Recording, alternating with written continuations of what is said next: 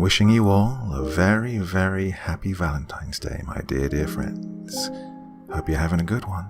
Well, I've got a collection of short stories all around the theme of love, but as you can probably guess, not exactly how people would want their Valentine's Day to go.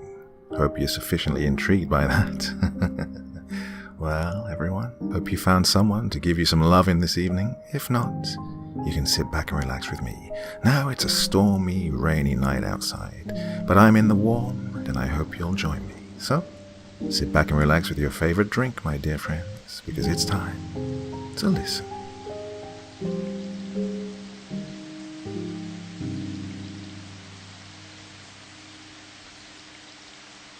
Are you almost done packing? My mother yelled up from the bottom of the stairs. Almost, I called back as I quickly stuffed a pair of flip-flops into my already bulging duffel bag. It was the summer just before my senior year of high school, and I was due to spend 2 weeks visiting my uncle in Northern California. Uncle Henry had moved to Santa Rosa shortly after his wife, my Aunt Clara, had passed away from ovarian cancer. We all thought the fresh start and change of scenery would help him get back on his feet, since he'd been struggling with depression after my aunt died. My uncle has since remarried, and now lives with a younger woman named Marie, and her 8-year-old daughter Clarissa, neither of whom I've ever met before. Danielle, it's time to go. Your father and I can't be late. I finished zipping up my bag and grabbed my purse before heading down the stairs to meet my parents, who were anxiously waiting by the door.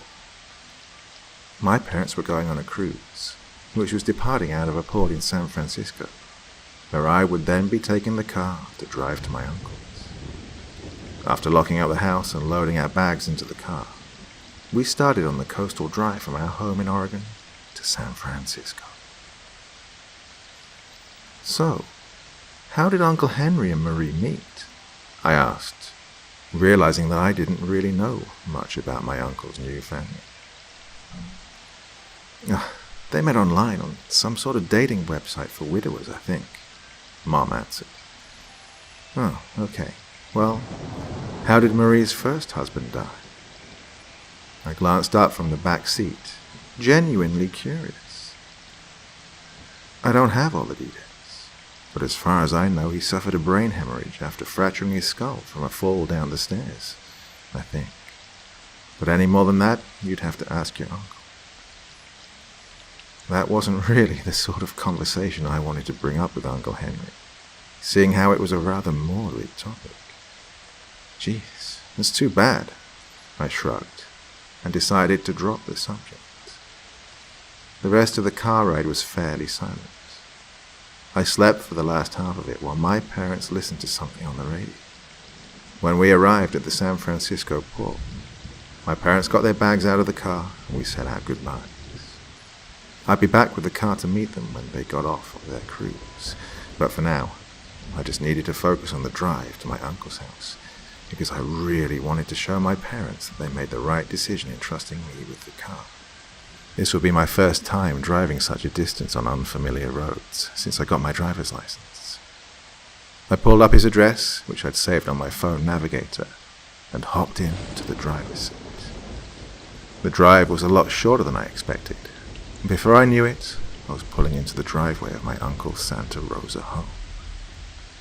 They must have heard me pull up, because my uncle, a brunette woman, and a little girl came out in the driveway to meet me. Danielle, greeted my uncle cheerfully, as he embraced me in a tight hug. Let me introduce everyone. Danielle, this is Marie, and this here is Clarissa. Marie stepped forward and pulled me into a hug. It's so nice to meet you. Your uncle has told us so much about you. It's a pleasure to meet you both, I say, smiling while stepping back and glancing down from Marie to Clarissa. Oh, she's a bit shy, grinned Marie, as she squeezes her daughter's shoulder, who still hadn't said a word. Well, can I get your bags and show you inside? Offered Uncle Henry, who was still standing there with a smile from ear to ear. After getting the grand tour of the house and sitting to eat dinner, I went up to the guest room to settle in and get ready for bed. I really like Marie. She seems to make Uncle very happy, I thought to myself as I climbed into bed. But there's something off about Clarissa. I can't quite put my finger on it. It's just a feeling she gives me. And with that thought, I dozed off into a dreamless sleep. The first few days of my uncle's were uneventful, to say the least, perhaps even a little boring. It wasn't until I was asked to babysit that something rather bothersome occurred. My uncle and Marie had gone out for dinner, and I was left to babysit Clarissa and her friend Leslie. Leslie is a year younger than Clarissa and lives a few houses down, so the girls frequently visited each other's houses for playdates. They were up in Clarissa's room playing with dolls when I went up to check, so I'd come down to use the computer in the living room to check some emails. I was halfway through reading a newsletter when a sudden banging, followed by screaming, tore through my concentration. Startled, I jumped up and ran to the hallway to see what was going on. As soon as I rounded the corner to the hallway, I could see Leslie lying at the bottom of the stairs, crying her eyes out. I ran to her and, dropping to my knees, I asked, "Leslie, what happened? Are you okay?" Before she could reply, a voice drew my attention to the top of the stairs. "It's time for Leslie to go home now," declared Clarissa, without showing any sign of emotion or sympathy for her friend. I turned my attention back to the sobbing child in front of me, and pick her up and carry her to the couch. "Leslie, honey, did you fall down the stairs?" I asked in my most soothing voice possible. She pushed me," Leslie managed to say through sobs. "I'll deal with her later, okay? I'm going to call your parents to come and get you while you sit here and try to calm down. All right, honey?" I stood up and headed towards the kitchen and proceeded to call Leslie's parents. Prior to going out, Marie had written Leslie's parents' phone number along with her own cell number down and left them on the fridge in case I needed to get a hold of them, which I was super grateful for now. Leslie's mum had answered and said she'd be right over, so I went back to the living room to tell Leslie. I entered the living room to find Clarissa furiously whispering in Leslie's ear, who had a look of complete terror on her tear-stained face. "Hey, what's going on?" I asked, while taking a seat beside Leslie. "I was just telling Leslie that I hope she didn't hurt herself when she fell down the stairs," smiled Clarissa. I looked down at Leslie, who solemnly nodded. Before I could ask her about being pushed, there was a knock at the door, and Clarissa got up and ran to open it. "Oh, honey, Danielle said you'd had an accident on the stairs. Are you okay?" asked Leslie's mum, who immediately headed straight towards her daughter. "I fell," sobbed Leslie, as she began to start crying again. Her mom picked her up and thanked me for calling her on their way out the door, to which I simply nodded and shut the door behind them. "Clarissa, before I called her mom, Leslie said you'd pushed her. So what were you whispering to her when I walked in to make her say she fell?" Clarissa glared at me. "Leslie is a liar. She fell," shouted Clarissa, before stomping up the stairs and slamming her door. It was already late by the time my uncle and Marie got home, so I decided not to mention all the details surrounding Leslie's visit until the following day. Bad move on my part, because the following morning my uncle told me that Clarissa had woken them up crying, with stories of how horrible I had been and what a terrible babysitter, and accused her of hurting her friend, even though Leslie had told me herself that she fell. Shocked, I tried to respond and tell him what really happened, but he cut me off and told me he didn't appreciate me upsetting his family like that, and how Clarissa would never do something so heinous. The days following this event were rather uncomfortable, and I got nothing but the cold shoulder from Marie and evil glares from Clarissa. It was around this time that I'd noticed several of my belongings had gone missing, and I had a sneaking suspicion that Clarissa was to blame. I was too afraid to say anything, for fear of being told to stop accusing Clarissa again, so I would just have to wait for an opportunity to search her room in secret. That opportunity came on Sunday morning, while my uncle, Marie, and Clarissa went to church. I said I wasn't feeling well, so I could stay home and get my things back out of Clarissa's room. I waited about 15 minutes after they'd left and began my search. After going through her entire room, I'd found some quite disturbing things, but only 2 of these several items that I was missing. The most disturbing things I found were various family pictures which were hidden under her mattress. All the photos had the faces scratched, burned, or torn out of them, except for the faces of Marie and Clarissa herself. 2 of the photos were of the 3 of them at my uncle and Marie's wedding, but scribbled across my uncle's face were the words, "Die," and "Burn in hell." Part of me wanted to take them and show my uncle, but I already knew he would never believe that Clarissa was capable of that. She can do no wrong in his eyes, and I would more than likely be accused of trying to make her look bad. So I left them alone and planned to email my uncle about their location after I was home. That way, if he didn't believe me, or got upset with me for whatever reason, at least I wouldn't be subjected to any more awkward family dinners.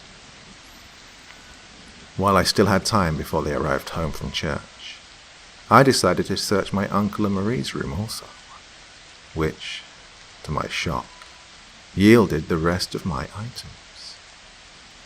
Had Marie been taking my things? And if she had, what was I supposed to do about it? I couldn't tell my uncle that I thought his new wife was a thief, especially not after him believing Clarissa over me. I decided that I'd just have to keep most of my stuff locked away in the safety of my car. After all, I only had a few more days left.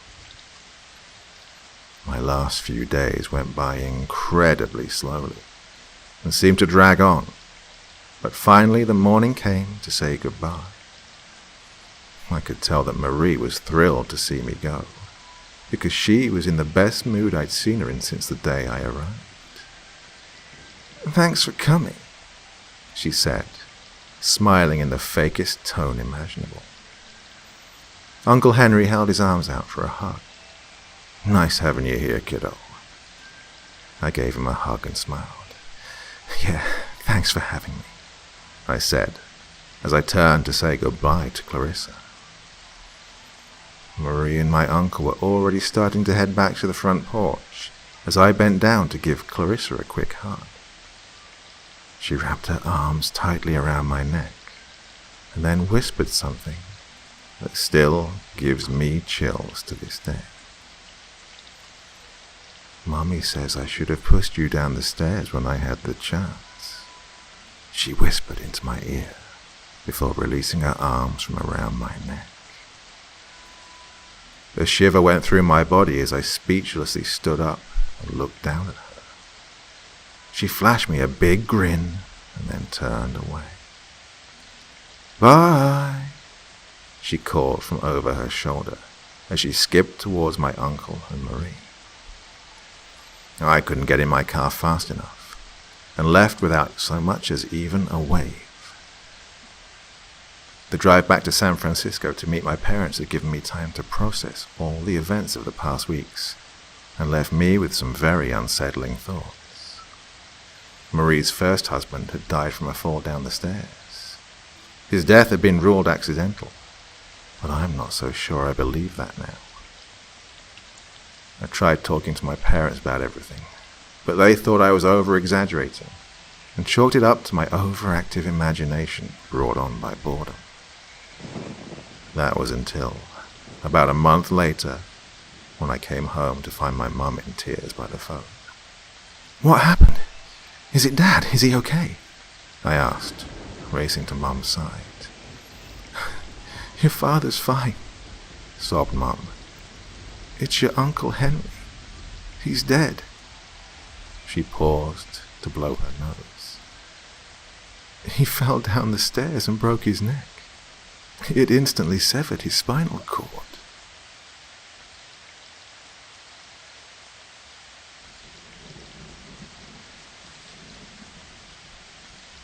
Some people like to spend Valentine's Day with their significant other over a steak dinner and wine, lit up by soft candlelight.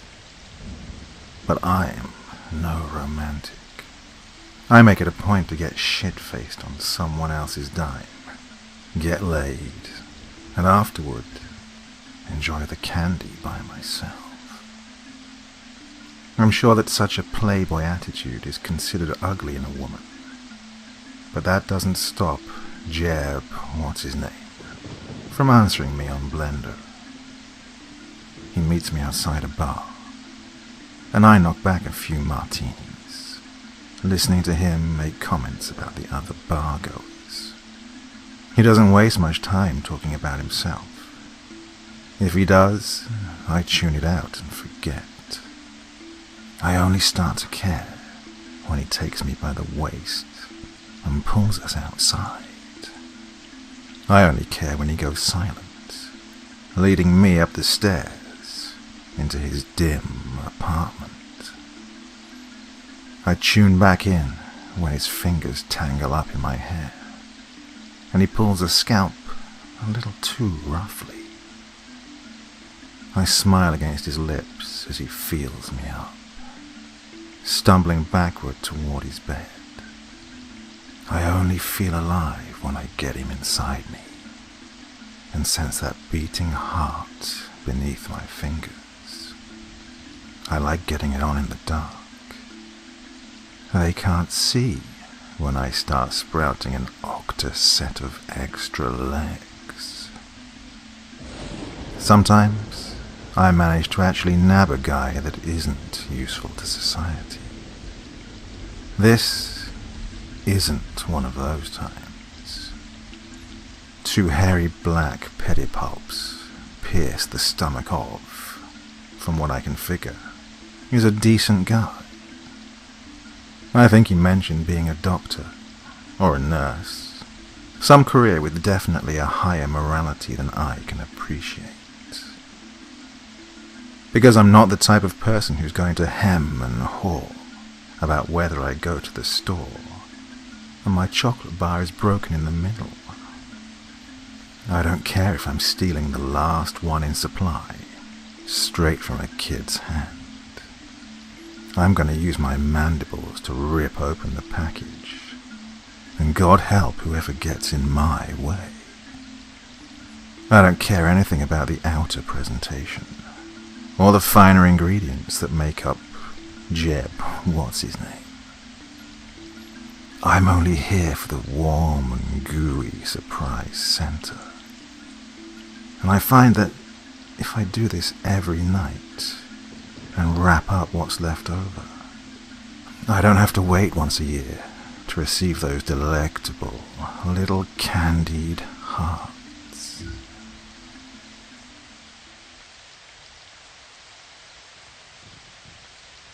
When the champagne arrives, I know exactly what to expect.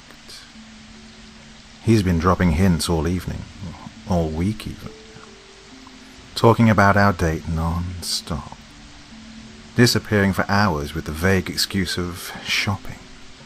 And wow, isn't it great how his friend Mike is getting married soon?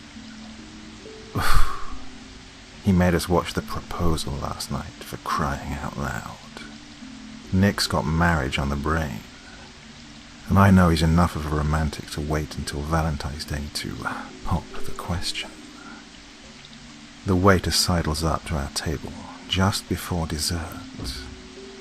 2 flutes of champagne balanced on a tray.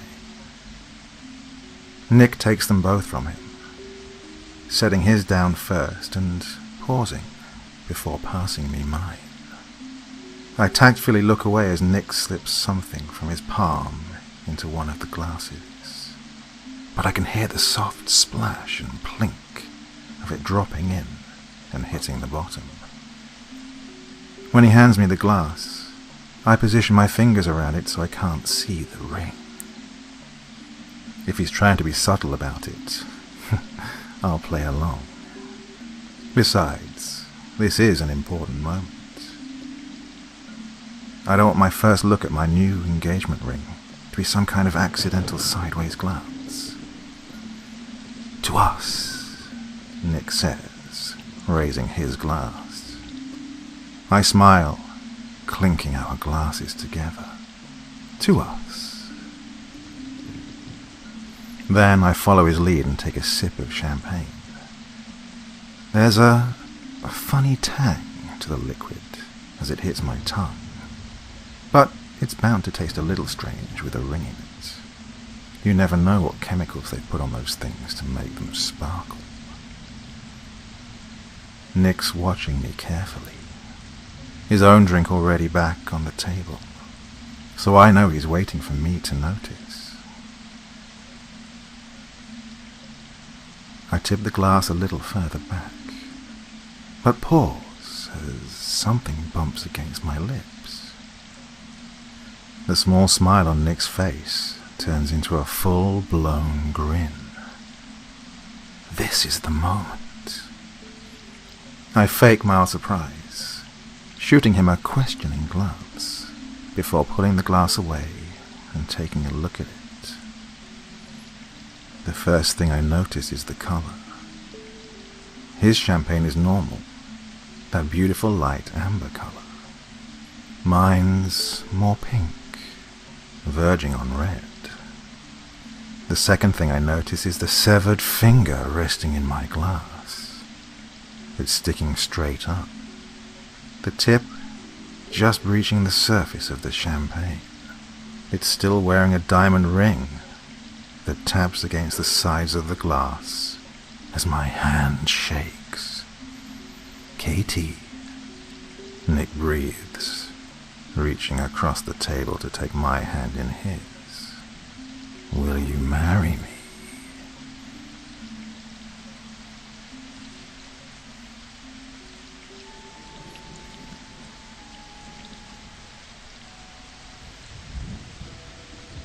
When I committed suicide, I died, but I didn't.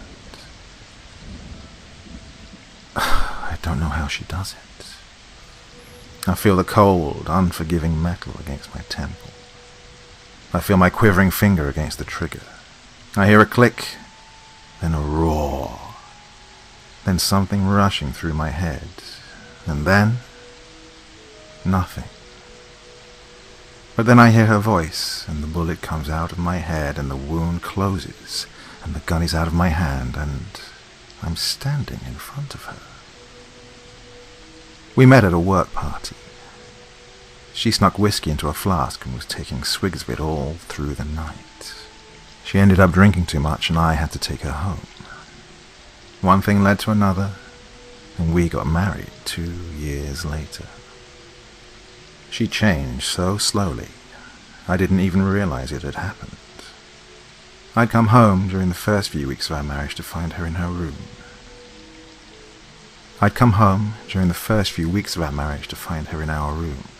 Working. She'd look up at me and smile, ask me how my day went. But after a year, she was cold, aloof. She criticized everything I did, claiming I no longer cared for her. She attacked our children with vile words and painful blows. But I can't give up on us. It's my fault she changed, she says, and she's right. I only considered suicide because it became apparent that I was not good enough for her. She deserved nothing but the best, and I was not the best. I needed to go. I tried cutting my wrists, hanging myself from the ceiling fan, overdosing on tablets. Everything I tried succeeded, but I always find myself alive. I like to think that my love for her is too strong. It won't let me give up on us. If we weren't meant to be together, we would have broken up long ago. Oh, I love her. Even though she storms and screams and hits and hurts, I love her. Even though our children merely survive, not live. Because of her, I'd do anything for her.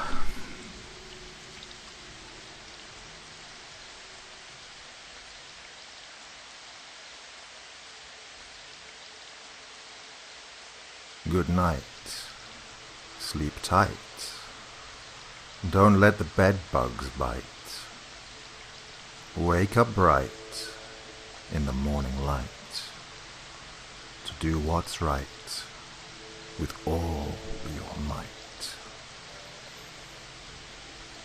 Remember, this is just a story. But whatever you do, don't let those bed bugs bite tonight. Now, my dear friends, it's time to sit back and relax in whatever way you wish. And please join me and listen.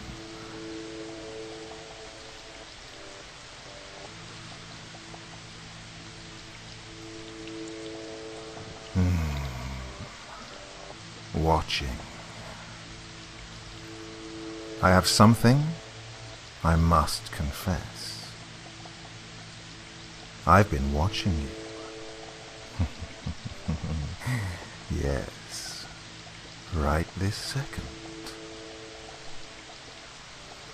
Unaware of my proximity, I've been watching you for the past several days. You have such a lovely home, full of space and dark corners. I like the dark. All that time, I've been in your home, just watching you. Well, not just watching, but we'll come to that later. I watch you perform your nightly routines before slipping into your bed under your warm blankets. I watch you until you fall asleep. I'm there to see you awaken in the morning to daybreak's new light. I am so still. My stare remains unbroken and undisturbed for hours and hours. You are so beautiful when you sleep. I wish you could see yourself as I see you. Your body is a sensual furnace of heat that radiates endless plumes of vibrant red, orange, and yellow flames as you slumber. I bask in your warmth and light. Your rhythmic rising and falling of your chest is the source of a breath that can ignite the very air around you, announcing to the universe that you are here and you are alive. The beauty of the spectacle can hold me in a trance the entire night, until the morning light forces me to retreat to my dark haven. Other nights, I come to you. You don't even feel my touch. Up and down your arms and thighs, I touch you with the utmost care. I would never want to disturb you while you sleep. Your skin is so soft and delicate, so unlike mine. Your body is a landscape of ecstasy, with a new wonder just waiting to be discovered and explored. Your aroma is intoxicating, and invokes an insatiable hunger that I surrender to and gorge upon. I then, quietly, make my way back to my hiding place. I am hidden well before the first rays of morning peek through the windows. I am so quiet. You never realize I was there. You awake and go about your life as you would any other day, while I sleep, content, but still filled with anticipation for what the following night will hold for us. I see that you have noticed the marks I left behind. Marks on your thighs and arms and throughout your body. I know they hurt, and I am truly sorry for that.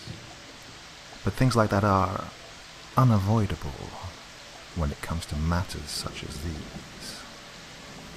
I am always so careful that my kisses are soft and delicate. I kiss your body ever so lightly and cautiously. I would not dare spill a single drop of your blood. It saddens me that soon I will have to share you with others. However, I know that you will be just as beautiful to them as you are to me. I know their touch will be equally as delicate as my touches have been. I know their kisses will show as much tenderness as mine have always had. My eggs will hatch any day now. The little ones will most likely hide within the mattress and frame of your bed, a trait for which we earned our namesake. I much prefer the nightstand next to your bed. The tiny crevice on its side allows me to look upon your face for as long as I desire. It is from here that I simply gaze and wait for our next encounter.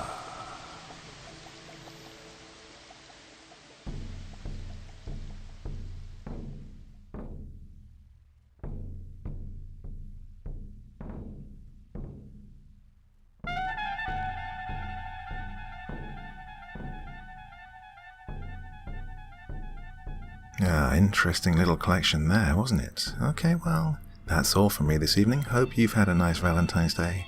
I will be back with you, of course, on Friday. Until then, bye-bye.